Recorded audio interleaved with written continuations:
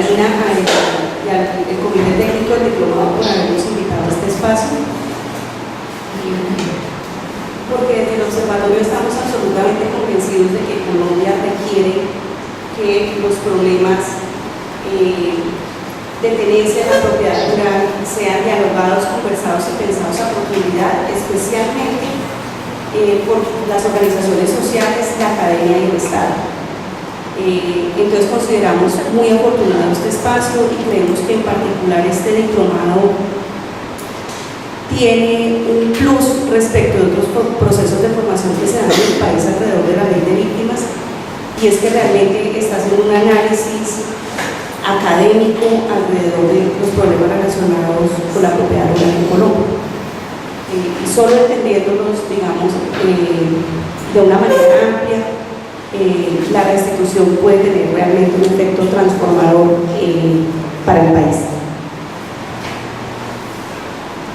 Yo voy a presentarles, realmente habíamos preparado una sesión un poco relacionada con problemas agrarios y conflicto armado, pero creo que ustedes ayer trabajaron con Paola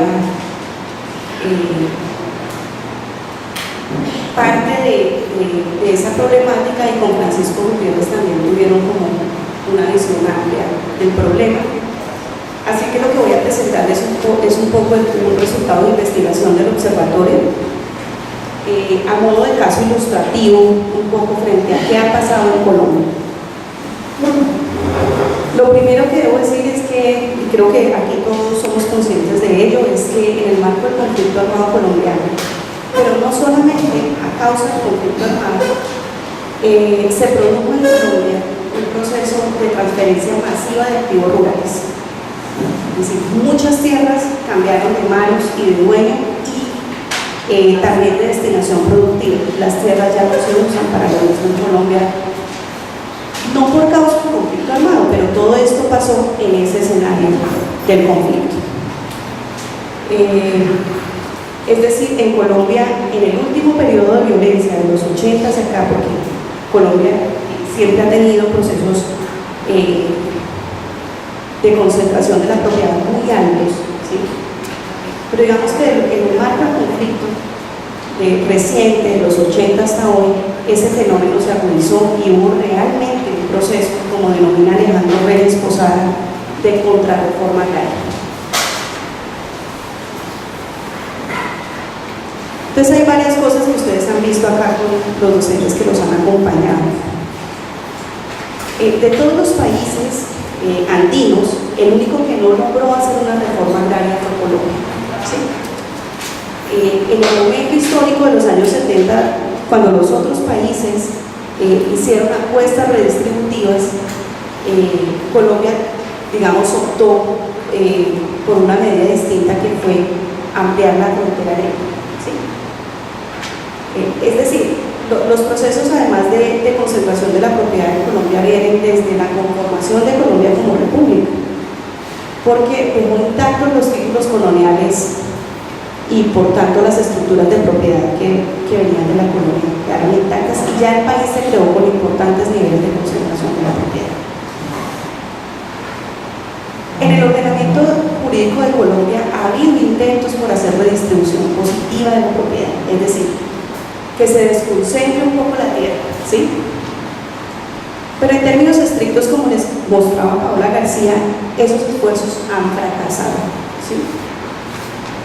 Y han fracasado por múltiples razones, entre ellas porque tenemos unas élites agrarias capaces de, digamos, con influencia política, capaz de hacer resistencia a ese tipo de reformas en la estructura de la propiedad. Y ustedes ayer decían, es evidente que en Colombia el poder político está íntimamente relacionado con la tenencia de la tierra.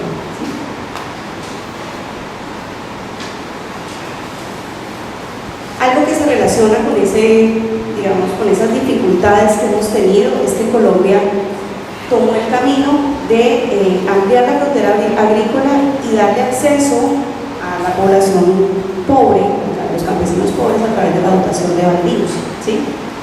Pero como les va a contar Rocío más adelante, ese ha sido, digamos, un factor que ha, digamos, como está designada la entrega de baldíos, ha facilitado que esos predios pasen a manos de grandes propietarios de tierra. El déficit de tierras en Colombia se ha visto además agudizado por varios factores. La expansión del narcotráfico y de los cultivos ilícitos en el país. Realmente muchas tierras en Colombia, especialmente en zonas de frontera agrícola, fueron, digamos, capturadas por el narcotráfico, pero también el narcotráfico compró muchas propiedades en Colombia, muchas propiedades rurales.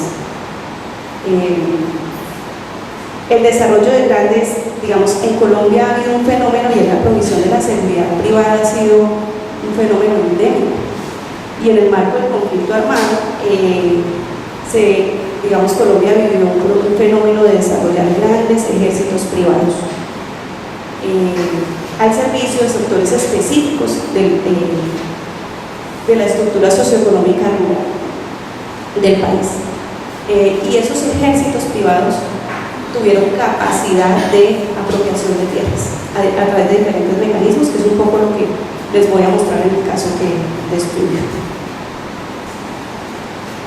Y esos ejércitos tenían importantes conexiones con negocios regionales y políticas de la ilegalidad. Es decir, Colombia ha tenido una importante vía coercitiva de apropiación de la propiedad rural.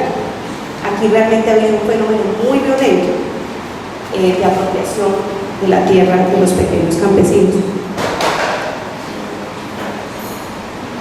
Entonces, bueno, lo que nosotros hemos analizado es que el proceso de despojo en Colombia, de abandono masivo de tierras y despojo en Colombia. ¿No se escucha? ¿Nos podrían ampliar un poco yo casi no alcanzo a ver?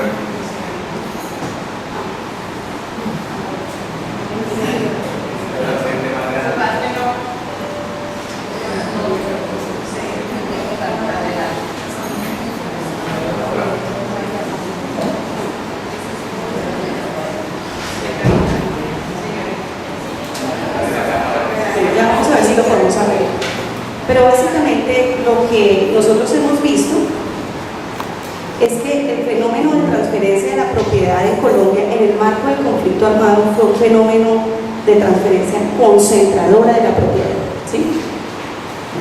Aquí muchos académicos y en general la sociedad civil afirmamos comúnmente que el conflicto armado en Colombia tiene sus raíces en los problemas de distribución de la propiedad agraria, ¿sí? Pero ciertamente el conflicto no contribuyó a que eso mejorara, ¿sí?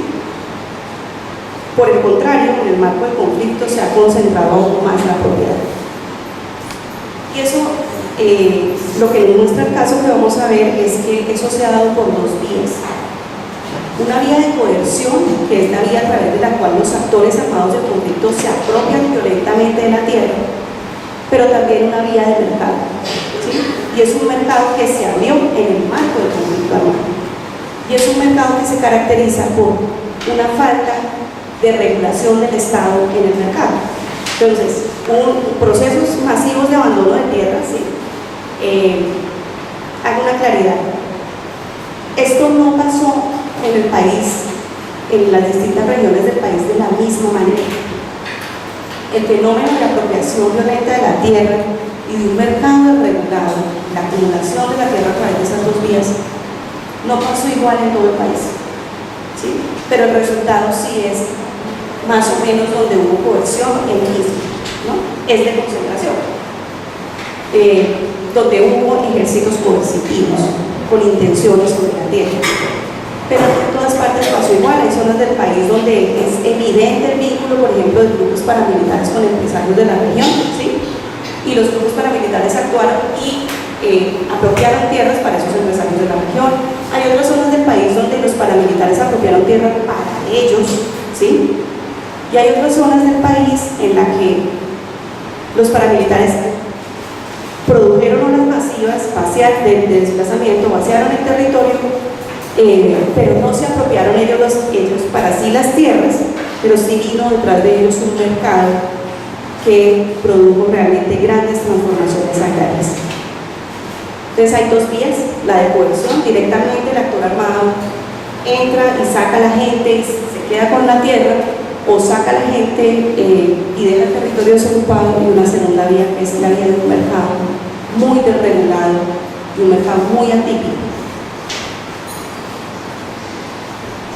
Entonces vamos a ver esto como pasó por ejemplo en el caso de Tibú Norte de Santander, que es el artículo que mencionaba Catalina, que está publicado en la revista de Estudios Sociojurídicos de la Universidad del Rosario.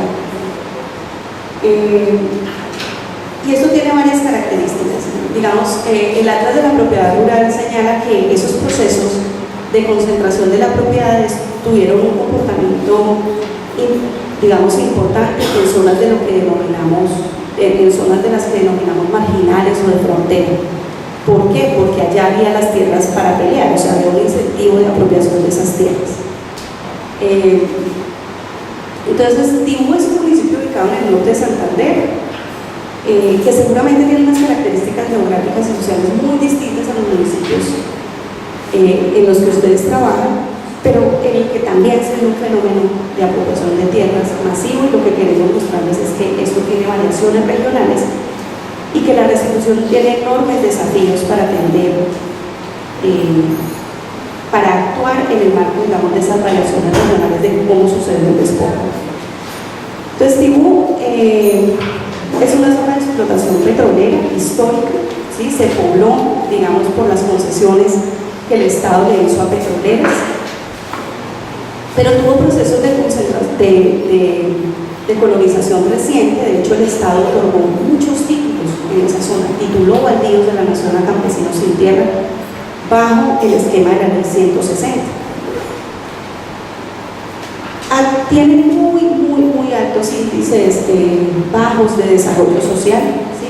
Hay muchísima pobreza y mucha inequidad. Es un corredor, en términos del conflicto armado, es un corredor estratégico para los actores armados, incluso hoy en día, ¿sí? Lo fue en su momento, digamos, un territorio generalmente, típicamente dominado por la guerrilla, primero el ELN y luego las FARC, que luego tuvo una evolución paramilitar y un proceso de hegemonía paramilitar muy fuerte. Es uno de los municipios con más masacres en Colombia, y ya les voy a mostrar las cifras. Y las políticas estatales, digamos, porque vamos a aclarar acá una cosa: cuando uno dice que hay un municipio con mucho abandono estatal, eso es en términos de que haya institucionalidad y que mejoren las condiciones de vida y de ingreso de las poblaciones, pero eso no significa que el Estado no actúe en esos territorios. Entonces el Estado tiene políticas específicas para actuar, y de manera específica en Tibú esas políticas fueron la política de sustitución de cultivos ilícitos y la política contra insurgente. ¿Sí? Entonces, bueno, lo voy a hacer acá, la verdad.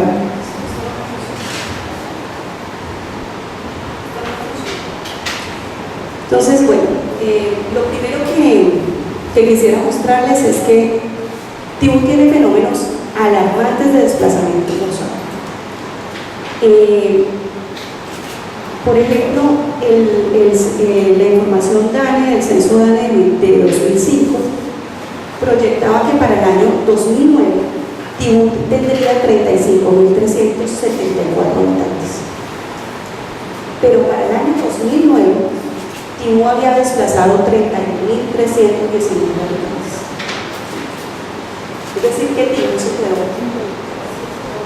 sin gente, puso un vaciamiento casi total del territorio. Ese fenómeno de desplazamiento para este caso está muy relacionado con el periodo de hegemonía paramilitar. Los paramilitares entraron a Tibú de la mano con fuerzas del Estado, específicamente con las Fuerzas Armadas del Ejército Nacional de Colombia, y un proceso muy violento, muy punitivo, muchas desapariciones forzadas, desplazamiento masivo y un gran número de masacres, de grandes masacres, no de masacres pequeñas, sino masacres realmente donde murieron muchísimas personas.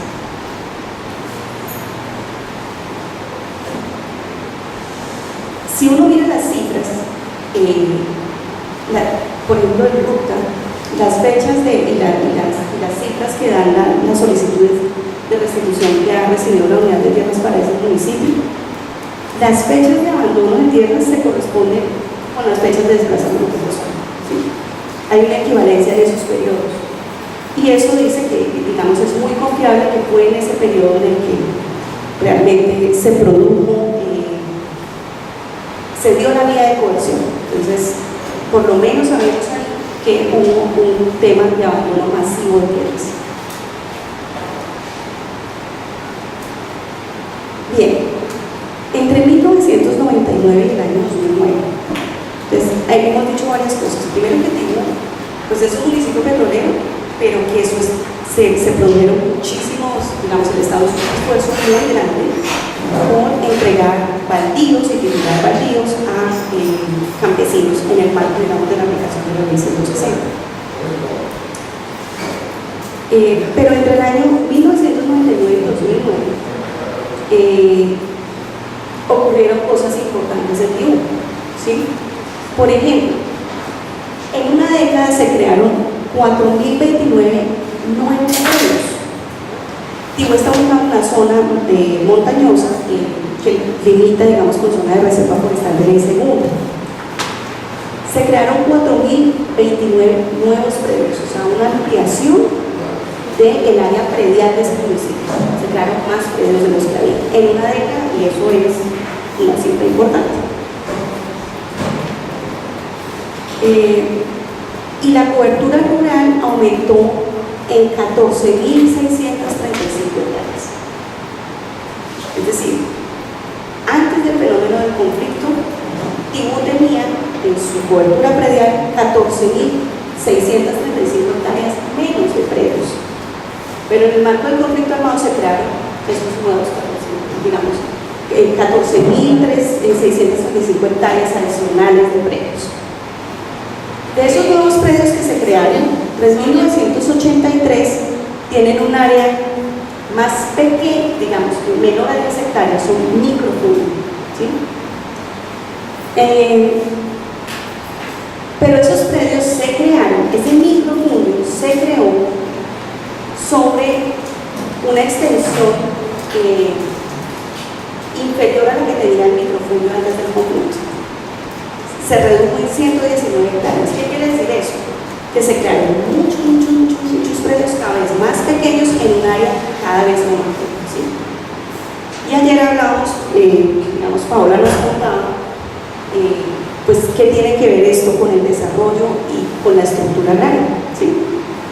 Y en realidad lo que pasó en Tibú es que los predios de los campesinos pobres son cada vez más pequeños y cada vez hay más pobres con más, digamos que hay más pobres con más predios, pero cada vez más pequeños. Y eso pasó en el marco del conflicto armado. Y de esas 14.635 hectáreas,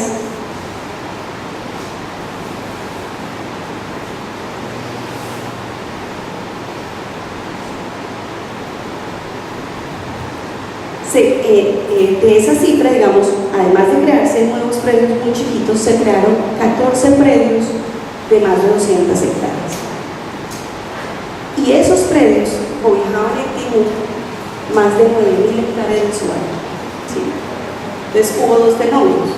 Uno es que la pequeña propiedad se hizo más pequeña y hubo mucha más gente en un área mucho más pequeña de tierra con predios muy chiquitos y se crearon grandes predios, 14, ¿sí?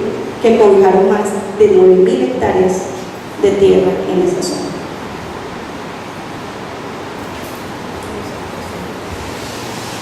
Si uno mira los impactos que eso tiene en la vida, ayer estábamos hablando del desarrollo rural, de la economía, de la importancia de la economía agrícola.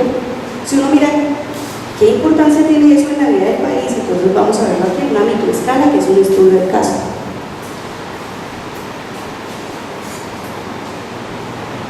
Tibú dejó en cultivos transitorios, ¿sí?, que para el año 2002, por ejemplo, tenía 6.684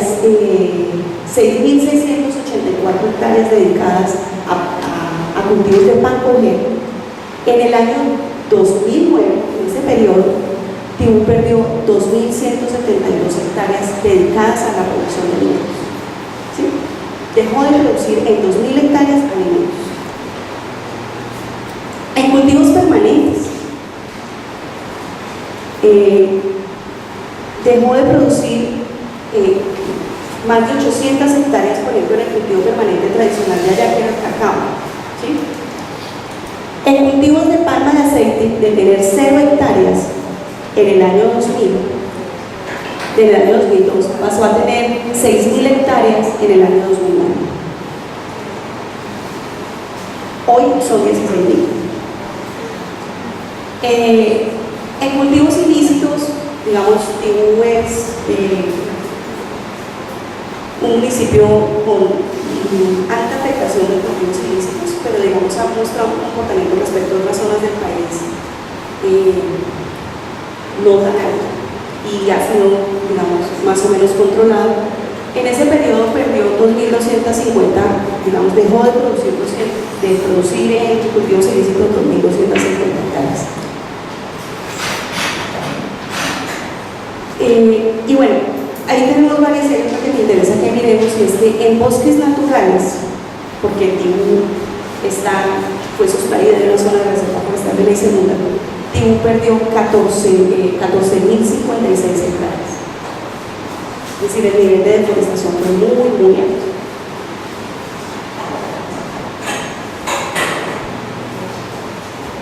Entonces, lo que ustedes ven acá en estos mapas es, yo les decía que hay dos vías a través de las cuales se surgió el despojo y digamos, la concentración de la tierra en Colombia en el marco completo.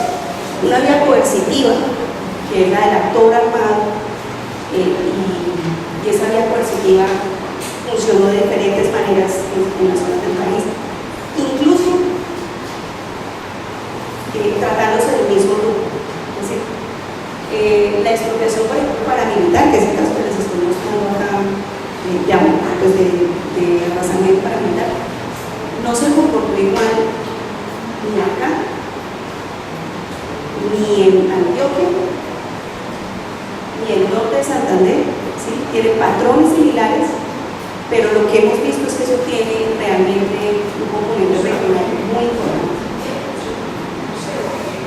Entonces, en este caso, los paramilitares no se está volviendo al final.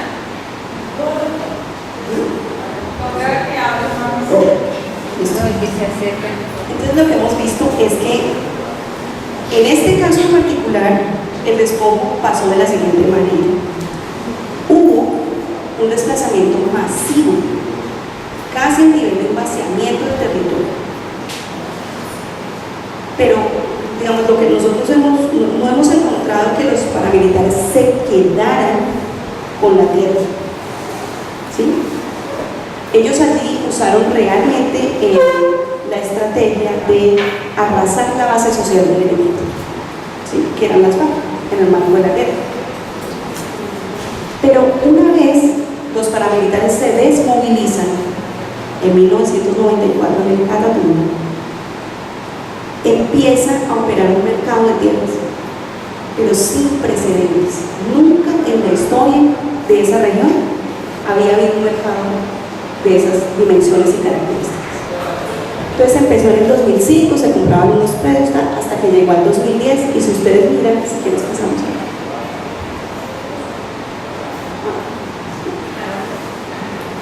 Hasta que llegó al 2010 y era, digamos, un número muy importante de predios los que se habían transferido de manos. ¿Qué nos muestra esa transferencia de la tierra? Que hubo una concentración muy importante. O sea, la tierra no la vendió Don Pacho a Doña Berta y se quedó el predio del mismo tamaño y y no hubo transformaciones agrarias, no. Ese mercado de tierras produjo un salto muy importante en la concentración de la propiedad. Ese mercado de tierras produjo que Tibú pasara de ser un municipio con microfundio a un municipio de latifundio, ¿sí? Moderno, ¿no? Porque el latifundio actual pues es moderno, no quiere decir que sea, no necesariamente tiene que ser las grandes haciendas que conocíamos, sino que son diferentes predios concentrados en manos de un propietario. Entonces miren, este mapa que está acá son todos los predios que se vendieron después del periodo de hegemonía paramilitar.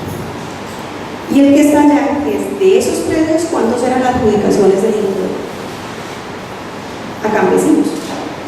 Y que por tanto tenían restricciones para ser acumulados, y fueron acumulados en efecto, que lo voy a mostrar. Entonces, un gran porcentaje de esas ventas que se dieron posterior al periodo de hegemonía paramilitar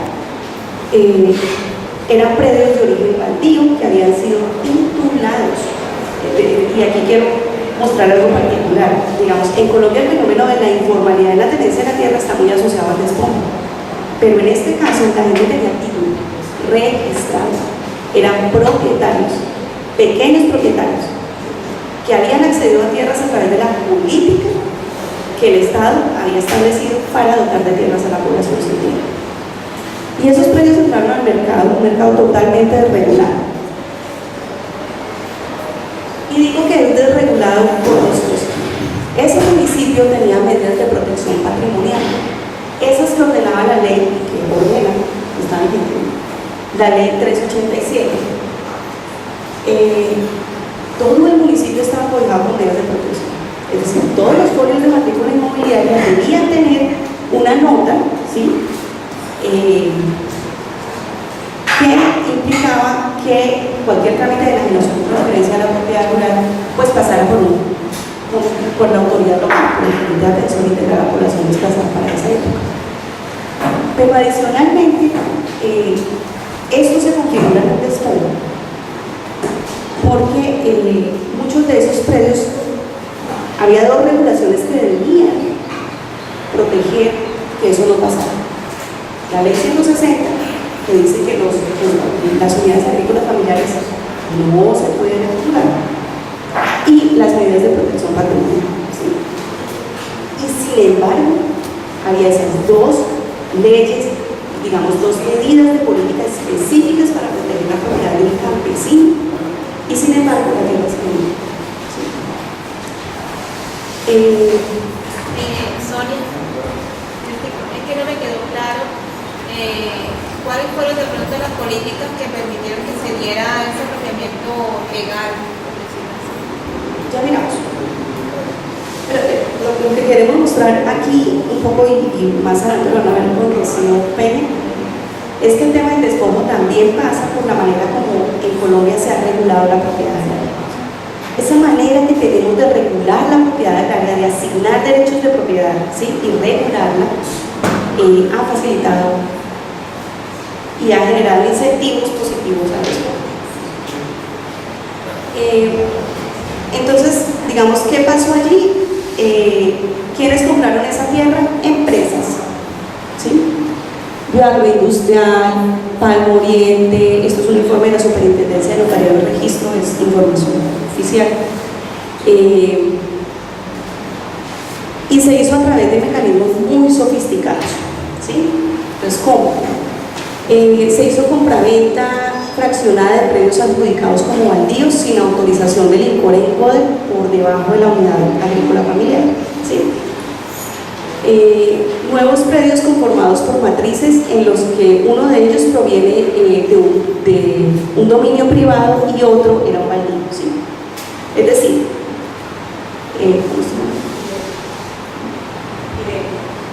Irelca es propietaria de un predio.